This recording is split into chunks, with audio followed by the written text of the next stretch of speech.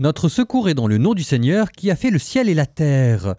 Nous allons aborder aujourd'hui des nouveaux enseignements de Jésus-Christ. Ce sera le chapitre 16. Vous verrez, la trame de fond, c'est l'argent. Juste avant d'y aller, j'attire votre attention sur la manière dont ces enseignements sont distillés dans Luc. Dans Matthieu, c'était sous la forme de grands enseignements structurés.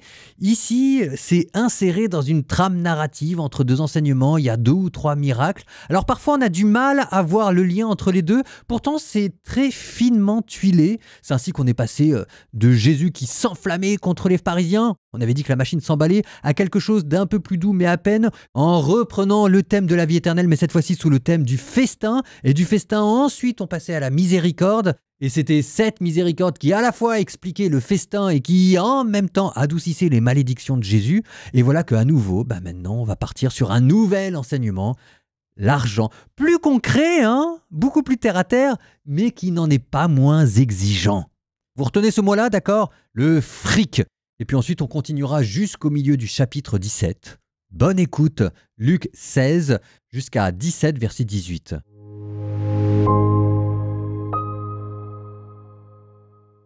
Luc, chapitre 16. Jésus disait encore aux disciples : « Un homme riche avait un gérant qui lui fut dénoncé comme dilapidant ses biens. Il le convoqua et lui dit : « Qu'est-ce que j'apprends à ton sujet ? Rends-moi les comptes de ta gestion, car tu ne peux plus être mon gérant. » Le gérant se dit en lui-même : « Que vais-je faire puisque mon maître me retire la gestion ? Travailler la terre ? Je n'en ai pas la force. Mendier ? J'aurai honte. Je sais ce que je vais faire. Pour qu'une fois renvoyé de ma gérance, des gens m'accueillent chez eux. » Il fit alors venir un par un ceux qui avaient des dettes envers son maître. Il demanda au premier : « Combien dois-tu à mon maître ? » Il répondit : « 100 barils d'huile. » Le gérant lui dit : « Voici ton reçu, vite, assieds-toi et écris 50. » Puis il demanda à un autre : « Et toi, combien dois-tu ? » Il répondit : « 100 sacs de blé. » Le gérant lui dit : « Voici ton reçu, écris 80. » Le maître fit l'éloge de ces gérants malhonnêtes, car il avait agi avec habileté. En effet, les fils de ce monde sont plus habiles entre eux que les fils de la lumière. Eh bien moi, je vous le dis, faites-vous des amis avec l'argent malhonnête, afin que, le jour où il ne sera plus là, ses amis vous accueillent dans les demeures éternelles. Celui qui est digne de confiance dans la moindre chose est digne de confiance aussi dans une grande. Celui qui est malhonnête dans la moindre chose est malhonnête aussi dans une grande. Si donc vous n'avez pas été digne de confiance pour l'argent malhonnête, qui vous confiera le bien véritable ? Et si, pour ce qui est à autrui, vous n'avez pas été digne de confiance, ce qui vous revient, qui vous le donnera ? Aucun domestique ne peut servir de maître. Ou bien il haïra l'un et aimera l'autre, ou bien il s'attachera à l'un et méprisera l'autre. Vous ne pouvez pas servir à la fois Dieu et l'argent. » Quand ils entendaient tout cela, les pharisiens, eux qui aimaient l'argent, tournaient Jésus en dérision. Il leur dit alors : « Vous êtes de ceux qui se font passer pour justes aux yeux des gens, mais Dieu connaît vos cœurs. En effet, ce qui est prestigieux pour les gens est une chose abominable aux yeux de Dieu. La loi et les prophètes vont jusqu'à Jean le Baptiste. Depuis lors, le royaume de Dieu est annoncé et chacun met toute sa force pour y entrer. Il est plus facile au ciel et à la terre de disparaître qu'à un seul petit trait de la loi de tomber. Tout homme qui renvoie sa femme et en épouse une autre commet un adultère. Et celui qui épouse une femme renvoyée par son mari commet un adultère. Il y avait un homme riche, vêtu de pourpre et de lin fin, qui faisait chaque jour des festins somptueux. Devant son portail gisait un pauvre nommé Lazare, qui était couvert d'ulcères. Il aurait bien voulu se rassasier de ce qui tombait de la table du riche, mais les chiens, eux, venaient lécher ses ulcères. Or, le pauvre mourut, et les anges l'emportèrent auprès d'Abraham. Le riche mourut aussi, et on l'enterra.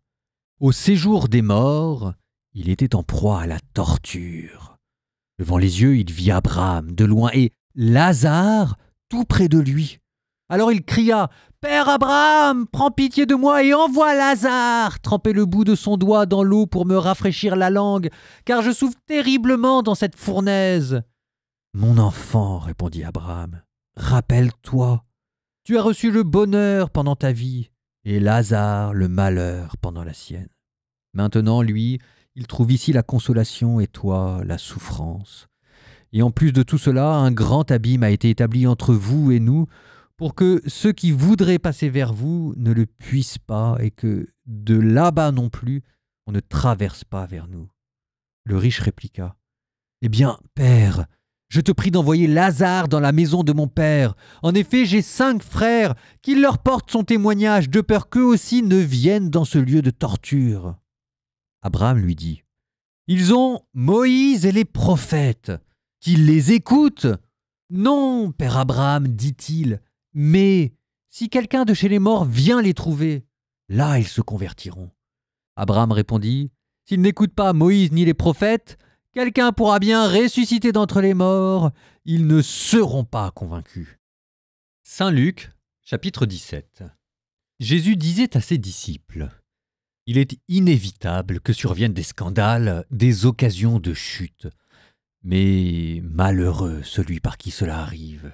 Il vaut mieux qu'on lui attache au cou une meule en pierre et qu'on le précipite à la mer, plutôt qu'il ne soit une occasion de chute pour un seul des petits que voilà. Prenez garde à vous-même. Si ton frère a commis un péché, fais-lui de vifs reproches, et s'il se repent, pardonne-lui. Même si 7 fois par jour il commet un péché contre toi et que 7 fois de suite il revienne à toi en disant « Je me repens », tu lui pardonneras. » Les apôtres dirent au Seigneur, « Augmente en nous la foi. » Le Seigneur répondit, « Si vous aviez de la foi, gros comme une graine de moutarde, vous auriez dit à l'arbre que voici, déracine-toi et va te planter dans la mer, et il vous aurait obéi. Lequel d'entre vous, quand son serviteur aura labouré ou gardé les bêtes, lui dira à son retour des champs, viens vite prendre place à table? Ne lui dira-t-il pas plutôt, prépare-moi à dîner, mets-toi en tenue pour me servir le temps que je mange et boive? Ensuite, tu mangeras et boiras à ton tour. Va-t-il être reconnaissant envers ce serviteur d'avoir exécuté ses ordres? De même, vous aussi, quand vous aurez exécuté tout ce qui vous a été ordonné, dites, nous sommes de simples serviteurs, nous n'avons fait que notre devoir. » Jésus, marchant vers Jérusalem, traversait la région située entre la Samarie et la Galilée. Comme il entrait dans un village, 10 lépreux vinrent à sa rencontre. Ils s'arrêtèrent à distance et lui crièrent « Jésus, Maître, prends pitié de nous !» À cette vue, Jésus leur dit « Allez vous montrer au prêtre. » En cours de route, ils furent purifiés. L'un d'eux, voyant qu'il était guéri, revint sur ses pas en glorifiant Dieu à pleine voix. Il se jeta face contre terre aux pieds de Jésus en lui rendant grâce. Or, c'était un Samaritain. Alors Jésus prit la parole en disant « Tous les 10 n'ont-ils pas été purifiés? Les 9 autres, où sont-ils? Il ne s'est trouvé parmi eux que cet étranger pour revenir sur ses pas et rendre gloire à Dieu. » Jésus lui dit « Relève-toi et va, ta foi t'a sauvé. »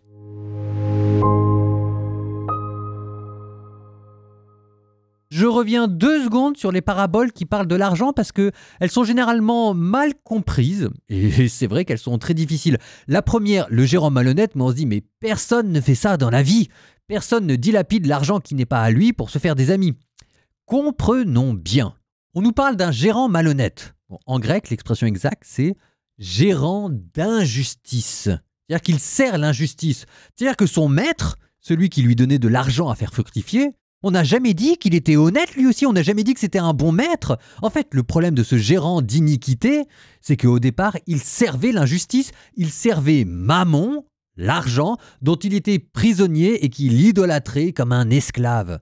Alors, je mets de côté la question de savoir si l'argent en tant que tel est une mauvaise chose, ne soyons pas non plus caricaturales. On en a déjà parlé dans le Siracide. L'argent est un moyen, mais en tant que moyen, Jésus vous dit qu'on peut faire aussi de belles choses avec. Je mets de côté aussi la question de savoir quel pourcentage de l'argent dilapidé appartenait vraiment à son maître et quel pourcentage appartenait à lui à titre de gain et de plus-value. C'est pas le propos de la parabole. Et je me concentre sur la clé de son comportement. Et la clé de son comportement, c'est qu'il y a une urgence. Il n'a pas le temps de bien faire les choses. Il va être viré. Je vais le dire différemment, il faut qu'il se débarrasse de cet argent. Et c'est vrai que quand vous n'avez pas le temps, que vous êtes dans l'urgence, tant pis quoi. Vous dilapidez les choses et on vous dit qu'il a eu raison de le faire. Alors pourquoi est-ce qu'il a eu raison de le faire? C'est quoi cette urgence? Et c'est là où vous arrivez à la deuxième parabole. Le pauvre Lazare et le riche. L'urgence, c'est quoi? C'est qu'il y a un moment donné, il y aura un jugement, ce sera un jugement éternel et ce sera soit le paradis, soit l'enfer. Alors je suis d'accord que depuis quelques chapitres, Jésus n'arrête pas de tourner et de retourner autour de ce thème-là. En attendant, elle est là la vraie urgence, et ils sont là les vrais enjeux. La parabole du pauvre Lazare, c'est pas simplement une question de justice sociale, et Dieu sait que c'est important comme question. La parabole du pauvre Lazare, c'est de vous dire que le royaume de Dieu, ça existe, et que soit vous y rentrez, soit vous y rentrez pas. Et que c'est sur Terre que ça se décide, avec notamment la question de la gestion de l'argent, et derrière la question de l'argent, l'amour du prochain. Le royaume de Dieu, il viendra sur Terre, que vous le vouliez ou non. C'est sûr que si jamais on vous met l'enfer devant les yeux et qu'on vous dit si tu continues comme ça tu vas y aller, l'argent vous brûle les doigts et vous allez tout de suite vous en débarrasser. Nous, on l'oublie. On oublie que nous avons une destinée éternelle parce que nous sommes pris dans les soucis du quotidien. Mais Jésus, à travers tout l'évangile, n'a de cesse de nous rappeler la vocation qui doit être la nôtre. Et c'est ainsi que vous avez cette magnifique parabole qui est très souvent utilisée pour décrire l'au-delà. Vous avez les anges psychopompes, vous avez un jugement, vous avez un abîme entre le paradis et l'enfer. Plus tard, Jésus parlera de l'auréole et les justes qui resplendiront comme le soleil dans le royaume. Il vous parlera aussi des châtiments qui attendent les gens en enfer, le ver qui ronge et les ténèbres extérieures. Enfin bref, ces choses-là, dans la pensée de Jésus, dans la pensée de Dieu, ça existe. Le royaume de Dieu, excusez-moi de le dire comme ça, mais c'est pas fait pour les petits cochons. C'est sûr que si on a devant les yeux les enjeux que pose notre destinée éternelle, cette première parabole de l'intendant malhonnête, elle prend tout son sens. Alors là, on a parlé beaucoup d'argent, mais ce qui est vrai de l'argent l'est aussi de l'amour conjugal, l'est aussi de la question du pouvoir. Et c'est ainsi qu'entre ces deux paraboles, vous les relirez, il y avait ces deux petites incises avec les pharisiens avec la question de la femme. Bon, une fois qu'on s'est dépouillé, là, vous pouvez devenir un disciple, et c'était le thème des épisodes qui ont suivi. La relation des disciples entre eux, la correction fraternelle, l'importance de la prière et le fait de se considérer comme un serviteur. Et comme si ça ne suffisait pas, pour que tout le monde comprenne bien, vous aviez cette anecdote avec les 10 lépreux, qui vous rappelle au passage qu'en ce moment, on est en train de se diriger vers Jérusalem, et qui vous rappelle que les véritables disciples, c'est pas forcément ceux qu'on croit. Le seul lépreux qui trouve grâce devant les yeux de Jésus, c'est encore une fois un Samaritain.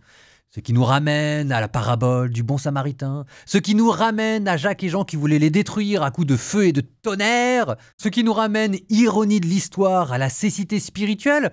Ce sont les plus orthodoxes, les lépreux juifs, qui ne disent pas merci à Jésus. Moi, je veux bien qu'il faille aller à Jérusalem pour accomplir les rites de purification. En attendant, un merci, ça coûte pas cher. Le seul qui le fait, c'est notre Samaritain, qui de manière bizarre, lui, n'avait aucune raison d'aller à Jérusalem parce qu'ils sont censés adorer au mont Garizim. Comme quoi, avoir une théologie défaillante, c'est pas forcément le plus grand obstacle pour rentrer en relation avec Dieu. La vérité, c'est que devant Dieu, nous sommes tous comme ces lépreux. Psaume 118, Koph, verset 145. J'appelle de tout mon cœur, réponds-moi, je garderai tes commandements. Je t'appelle Seigneur, sauve-moi, j'observerai tes exigences. Je devance l'aurore et j'implore, j'espère en ta parole. Mes yeux devancent la fin de la nuit pour méditer sur ta promesse. Dans ton amour, Seigneur, écoute ma voix. Selon tes décisions, fais-moi vivre. Ceux qui poursuivent le mal s'approchent, ils s'éloignent de ta loi. Toi, Seigneur, tu es proche, tout dans tes ordres et vérité. Depuis longtemps, je le sais, tu as fondé pour toujours tes exigences.